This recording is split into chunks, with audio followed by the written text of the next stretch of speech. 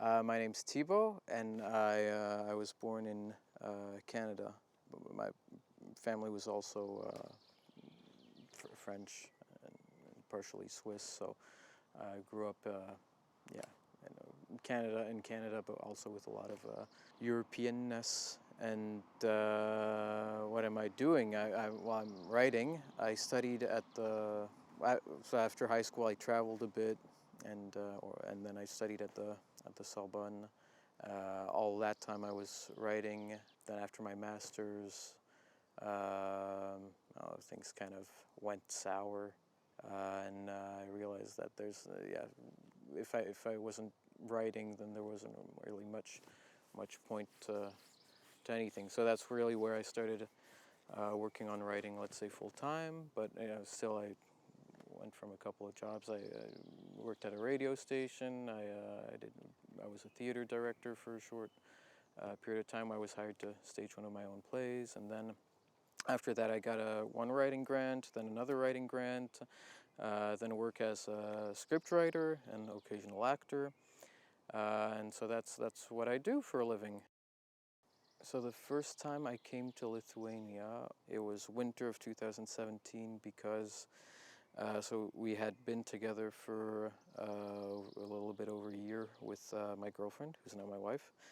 We met in Norway, and also at that point she was amazed that I knew things about Lithuania. It was like, oh my God, as a foreigner who knows things about Lithuania. I was like, well, yeah, I mean, why not? It's an interesting country. All countries are interesting anyways.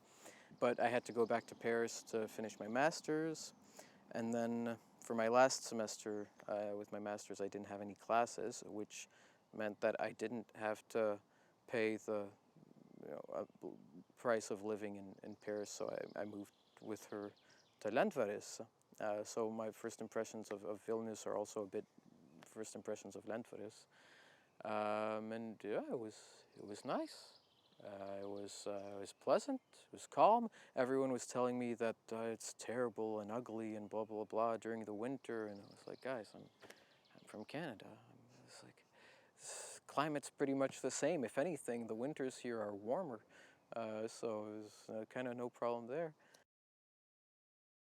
My two main things in writing is to first of all write something that I'd want to read myself, because I don't really see the point in not in writing something that I wouldn't want to read, and also to write something that I feel hasn't been written yet, because there's so many books, so many good books, so many mediocre books, but are still interesting enough that they should be read, because they've got kind of a point to them or whatever. So much of everything that if I'd just be writing this kind of easy entertainment, simple plot line with okay, you've got an established characters and a murder mystery or whatever, I wouldn't really feel the point. I might do it for myself just for the fun of it, because writing is fun. That's one of the main things, of course, that gets you into it. I think that you get a release, you let go of things, or you relax. It's a way to yeah, I don't know, you could say work things out, but also to have fun. But when the point comes to share it or to put it out, if I just write this simple entertainment stuff, I don't think I'd have the motivation to do so, to share it, or to even rework it, because reworking it takes so much time. If I didn't feel that it's something new, that it's something different or innovative, or that explores something either stylistically or thematically or socially. That my father worked in translations also, so it was kind of around growing up. Kind of like kids who have parents, a dad who's a mechanic, I guess. It's we've got tools laying around. You're curious about how they work. And then it was in my university program, and I realized that it's not necessarily the most fun work, because you're racking your brains to figure out the right way to do it.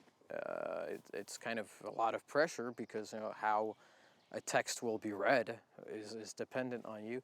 I know in translations I'm more of what they call in translatology, traductologie sourcier, so staying closer to the source. But then, of course, you know, you have to look at the text, feel how important the rhythm is. Obviously, if there's some sort of rhyme scheme, you can imagine that, okay, maybe it's purely aesthetic. Maybe the writer put it there for a reason. You have to try to determine all that. The most important thing for me, there was one, in my department, there was one German teacher who was very big on guessing the intent of the writer, and I'm thinking, man, the writer's been dead for 400 years. You're not gonna get the intent of the writer. You can't ask him. You know, if you can ask the writer, then that's fine. But yeah, I'm not very big on guessing stuff that you don't know for sure while translating something. Obviously, unless the author's living and there and tells you, no, I meant this. So then you can go for it. Translation also feels important in the sense that literature should travel. Something that always interested me as a reader and as a writer is things that you can't relate to. It always kind of irritated me that maybe we're getting out of it now, but everything had to be relatable. You have to relate to the character. You have to, and I really wanted to find stuff also that I couldn't relate to. I wanted to write stuff that I couldn't relate to.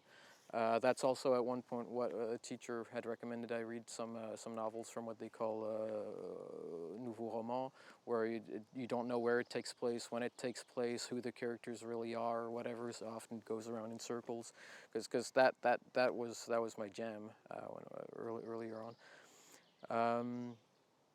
Yeah, literature is meant to be an exercise in empathy, make you see things in different ways, feel things in different ways, think about things in different angles. So it's also very important. I read a lot of different things, and that's also maybe why I write a lot of different things. I don't mark on different scales if it's realism, if it's science fiction, if it's fantasy, if it's surrealist, if it's because I just see the style, both as in the genre and also the writing style. The only point of that is to serve the purpose of telling the story and constructing the point, the message. And also some people are surprised that I read theater. I just read plays, which I'm confused about sometimes, because there are some novels that are only dialogue, and then what really differentiates reading a novel that's only dialogue and writing a play? So I read a lot of everything. I find it difficult sometimes to pick up contemporary literature because there's so much of it that's bad, but bad in the sense also, I mean, it might be different for Lithuania, but in English and French, there's just so much of the commercialness of it all that there's a lot of bad commercial novels that have no point in existing. There's no reason why they're there. It's just a murder mystery, and there you go. It's the 50th novel in the series, and it's always the same. I have one friend who was really into these crime novels, and he was telling me about the Danish writer Jussi Adler-Olsen, where he read the first one, and it's a guy who's locked somewhere and they have to find him. He reads the second one, and it's a guy who's locked somewhere and they have to find him. He reads the third one, and he read 6 of them. 6! And they're like 400 pages long, or 5. I couldn't get through one. He went through 6, and then he realized that every time it's the same formula, and geez, you know, so sometimes it's a bit difficult to find contemporary literature that I like, and usually it'll be, yeah, lesser known publishers. Also, in Canada, it's a big problem that sometimes bigger publishers will have this, what we call a literary chapel, where they'll publish people they know. One very clear example that I'll never forget is a very bad novel that was published at les Éditions Alto in Montreal, where it's just the whole novel, I thought, this is not good. And then I get to the last page, and there was a recognition, thank you, and it said, thank you to my good friend, the publisher, with whom we spent great nights talking about this novel, drinking orange liqueur. And I thought, well, this is why this very bad novel exists. Thank you. So for Lithuanian literature, I actually brought the first book that I found, which is this little Soviet era. It was 99 cents, I think, at Mindvinetur. it's poetry, bilingual English and Lithuanian. Now actually being able to understand some of it in Lithuanian, I see that they're not always very faithful translations, but still, there's a lot of beautiful poetry. Salomėja Nėris, it's here that where I've discovered one poet that I really enjoy, Vytautas Bložė, who I read also in other anthologies, in the Vilnius Review, amongst other places. Was able to read some also in Lithuanian in other books, such as this one, which I got with the poems about Vilnius, where there's some by Bložė. I just hopped on kind of all of Lithuanian literature that I could find, because I'm here and my wife's Lithuanian, and my wife's a Lithuanian writer, so I married into Lithuanian literature.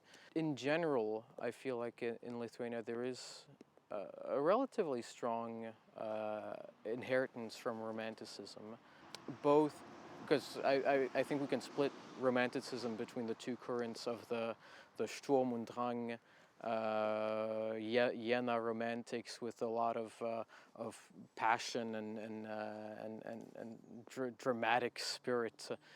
A little bit too much, a bit too much suicide, but that kind of branched off into expressionism afterwards, national romanticism, where it's all about the nation and saying how pretty it is and so on. And also it makes sense that there's a strong imprint of romanticism here, in the sense that romanticism is much more of a northern European current, and also because Prussia was right there. And also there was all the book smuggling going on from Prussia. Then also the expressionists, and to some extent we could say the post-romantics, if we want to say, for example, that Thomas Mann was a post-romantic, which I would. For contemporary poetry, I'm not sure. I feel like some of the more Western currents are coming into Lithuanian poetry now, where it'll be a lot more daily, if I can say that. A lot more kind of like what happens on a daily basis, which can be nice. To be honest, I don't really enjoy it in English. I'm not necessarily that big on that kind of poetry, especially if it goes into that Instagram poetry branch, or what I call self-help poetry, where then again, it can also be very nice. I mean, to some extent, we can say Bukowski wrote a lot of that, what happens every day kind of poetry, and like Bukowski. Bukowski's great. Every style is good, and every kind of writing is good if it fits what you want to do. Then there's always having something to say. What do you want to say with your poem? Are you saying something? Or is there a point to it? Is the point worth saying also? Like once I was in this commission for Canada, I don't remember names, and it's a good thing because I couldn't say them anyways, but there was one person who wanted to write a chapbook of poetry about that was about adoption, because her adopted brother had committed suicide, and then I read the excerpts, and it wasn't interesting, and it's very dramatic. I'm sorry for your loss, but it wasn't. It was just very simple. It was just kind of saying what happened, and for me, the point, I think, where poetry stops being poetry, because there's all sorts of poetry, and there's prose poetry, and where poetry stops being poetry is if you take, for example, those terrible Instagram poets, where they'll write something like, I woke up today and I decided I am stronger than who I was yesterday. And you put it in one sentence, you lose none of the meaning. It means the same thing. You lose none of the meaning, none of the nuances, none of the rhythm. You lose nothing, then it's not a poem. It's a sentence that you just broke up. It's and simple as that. If you break it up into stanzas, then that's because that means something, either rhythmically or stylistically, with rhyme schemes, the eternal rhyme schemes, or to create double entendres, or things like that. There's a point to it. For Lithuanian prose writers, one of them that I really enjoyed, I enjoyed everything I read by him, and so when I'll be able to read more in Lithuanian, that's one writer that I'm going directly for, is Kondrotas. First two short stories I read by him, I took the thing, I gave it to my mother. I said, "You got to read this," and she read this. And there was especially one with a guy who collected sunset, and she says, "This short story is perfect. It's perfect. It's got everything. It has everything." He's just from what I read from him, he's one writer where I'm thinking this guy should probably be a lot more well known than he is. Also, there's a humor to it. There's a lot more imagination, or a lot, things that you wouldn't think of yourself. It's kind of boring if you read something and you only get things that you could think of yourself. Kondrotas, you read it and you know there's going to be something that you're not going to think of yourself. That's what you want. You're reading to expand your world. So he's a very world expansive writer, and there's also a no bullshitness to it. I think the best example is in the anthology No More Amber, where there's there's question and answers to every writer, and some writers' answers are 1 kilometer long, and it always feels like everyone is trying to say, "Oh, I'm so critical. I don't know why I write, but I do. But I don't know why, because I'm so critical and blah blah blah." And you're like, "Yeah, I know why you write. It's because you like to write and you think that you're good enough to publish, so just shut up." But and in Kondrotas, that's what he says. He's just like, "I like to write. Dot." So all his answers are like one sentence long, and they go straight to the point. So there's kind of a no bullshittingness to Kondrotas also. So that's I don't know. There's everything that you could like in some writing. One writer that I really enjoyed and everyone else seemed to enjoy a lot. Good sign is Kunčinas, Jurgis Kunčinas with Tula, which is just a beautiful novel. There you can really feel the expressionist heritage, I think. Also, if I'm not mistaken, he studied German literature, so that would put him just directly in the continuation of expressionism. And there was an excellent balance between this transforming or portraying the world in different kind of ways, these very intense chapters, and then there's kind of more standard passages. So there was a very good balance. And something I loved is that, in the West, the vision of the USSR is this old gray concentration camp where everyone wears gray and no one smiles, and to some extent maybe some truth to it, I don't know. But there you had just a kind of interesting portrayal of this marginal character in the Soviet Union. It's something completely different from what the West would be accustomed to imagining. It's not Solzhenitsyn. So that was very nice. Balta Darbulė, White Shroud by Antanas Škėma.